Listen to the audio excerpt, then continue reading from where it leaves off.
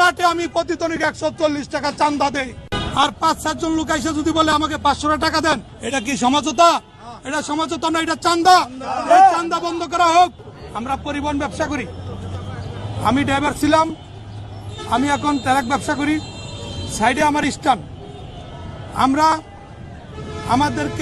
আমাদের যে মন্ত্রী সমঝোতার মাধ্যমে যে চান্দার কথা বলেছেন, আমি ওনার বলা হয়তো ঠিক হয় নাই, এটা বলবো যে সমঝোতার মাধ্যমে তেরান তহবিল নামে যে চান্দা, আমি তাকে আহ্বান করব প্রত্যেক জায়গা থেকে তেরান তহবিল নামে যে সংগঠনগুলো আছে এগুলো বন্ধ করে দেওয়া হোক। এই তেরান তহবিলের নামে সর্ব জায়গায় তেরান তহবিলের সাইনবোর্ড বেচা, স্লিপ দিয়া রাস্তাঘাটে ড্রাইভারদেরকে হয়রানি করে, ড্রাইভারদেরকে মারধর করে।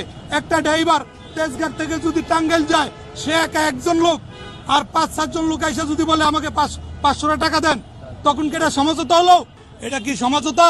এটা সমঝোতা না, এটা চান্দা। এই চান্দা বন্ধ করা হোক। বাংলাদেশের সর্বশ্রেষ্ঠ চান্দাবাজি হলো পরিবহন সেক্টরে। সকল জায়গায় এই চান্দাবাজি গুলা বন্ধ হোক এবং তেরান তহবিল নামে এই সংগঠনগুলো বন্ধ করে দাও। আমি 3 সংগঠনের সদস্য, আমি 3টা সংগঠনের সদস্য।